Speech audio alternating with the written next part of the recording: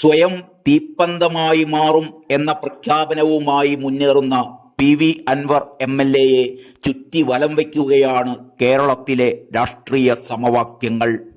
സ്വന്തം തട്ടകമായ നിലമ്പൂരിൽ ഞായറാഴ്ച നടത്തിയ ആദ്യ രാഷ്ട്രീയ വിശദീകരണ യോഗത്തിൽ മുഖ്യമന്ത്രിയെയും പാർട്ടിയെയും വെല്ലുവിളിച്ച പി.വി. അൻവർ ഇന്നലെ രണ്ടാമത്തെ പൊതുയോഗത്തിന് കോഴിക്കോട്ടെ മുതലക്കുളം മൈതാനം വേദിയാക്കിയതും കരുതിക്കൂട്ടിയാണ്.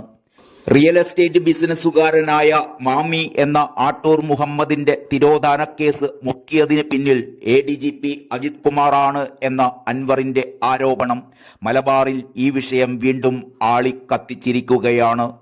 അൻവറിനോടുള്ള സ്നേഹവായ്പുമായാണ് യോഗത്തിൽ മാമിയുടെ ബന്ധുക്കൾ ഉൾപ്പെടെ എത്തിയിരുന്നത്.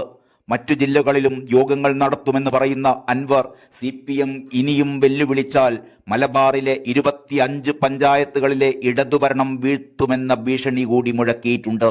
അതിനിടെ ഫോൺ ചോർത്തൽ പരാതിയിൽ പി.വി. അൻവർ MLA-ക്കെതിരെ കറുകച്ചാൽ പോലീസ് FIR രജിസ്റ്റർ ചെയ്തു എങ്കിലും ധൃതി പിടിച്ച് നടപടിയൊന്നും വേണ്ടെന്നാണ് മുകളിൽ നിന്നുള്ള നിർദ്ദേശമെന്നറിയുന്നു. ജാമ്യം ലഭിക്കാവുന്ന വകുപ്പായതിനാൽ ചോദ്യം ചെയ്യൽ ഉൾപ്പെടെ അതിന്റെ മുറയ്ക്ക് മതി എന്നാണ് തീരുമാനം. അൻവറിനെ പ്രതിരോധിക്കാൻ പാർട്ടി അംഗങ്ങളെയും സൈബർ സഖാക്കളെയും രംഗത്തിറക്കുന്നതിൽ CPM ഒരു ചുവട് മുന്നിലേക്ക് വെച്ചുവെങ്കിലും അണികൾ അൻവർ പറഞ്ഞ കാര്യങ്ങളോട് എന്ത് സമീപനം സ്വീകരിക്കും എന്ന കാര്യത്തിൽ പാർട്ടിക്ക് ആശങ്കയുണ്ട്. ഒപ്പം സംഘടനാ നേതൃത്വത്തിലെ ആരെങ്കിലും അൻവറിനെ പിന്തുണയ്ക്കുന്നുണ്ടോ എന്ന സംശയവും പാർട്ടിയെ അലട്ടുന്നു. ശശിക്കെതിരായ പരാതി മുഖ്യമന്ത്രി തള്ളിയെങ്കിലും പാർട്ടി അന്വേഷിക്കുന്നുണ്ടെന്ന് സെക്രട്ടറി MV ഗോവിന്ദൻ ഡൽഹിയിൽ പറഞ്ഞത് വെറുതെ കമന്റ് മാത്രമായിരുന്നോ, അതോ പാർട്ടിയുടെ സംഘടനാ സംവിധാനം ഉപയോഗിച്ച് എന്തെങ്കിലും തരത്തിലുള്ള അന്വേഷണം നടത്തുന്നുണ്ടോ? ഒന്നും വ്യക്തമല്ല.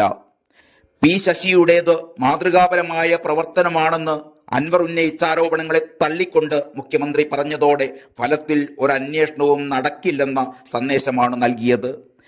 മുഖ്യമന്ത്രിയുടെ ഈ നിലപാടിന് വിരുദ്ധമായി party secretary MV Govindan master ഒരു അന്വേഷണത്തിന് മുതിരുമോ എന്നാണ് കാണേണ്ടത്. സാധാരണഗതിയിൽ പാർട്ടി അന്വേഷണം എന്ന് പറഞ്ഞാൽ 2-3 അംഗങ്ങളെ നിയോഗിച്ചുള്ള അന്വേഷണമാണ്. അത്തരത്തിലൊരു അന്വേഷണവും പാർട്ടി ഇനിയും പുറത്തു പറഞ്ഞിട്ടില്ല. അൻവറിനൊപ്പമുള്ള ഉപജാപകരെ കണ്ടെത്തണമെന്നത് വെറും മോഹം മാത്രമാണ്. മുഖ്യമന്ത്രിക്കെതിരെ അൻവർ ആഞ്ഞടിച്ചപ്പോൾ പാർട്ടി സെക്രട്ടേറിയറ്റിലെ ഭൂരിഭാഗം അംഗങ്ങളും പ്രതികരിക്കുകയുണ്ടായി.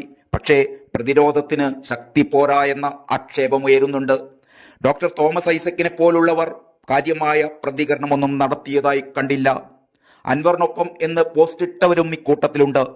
പോളിറ്റ് ബ്യൂറോ അംഗമേ വിജയരാഘവനാവട്ടെ 2 വട്ടം വളരെ ദുർബലമായ പ്രതികരണം മാത്രമാണ് നടത്തിയത്. അൻവറിനെ പാർട്ടിയുമായി അടുപ്പിക്കുന്നതിൽ നിർണായകമായ പങ്കുവഹിച്ച നേതാവായിരുന്നു വിജയരാഘവൻ.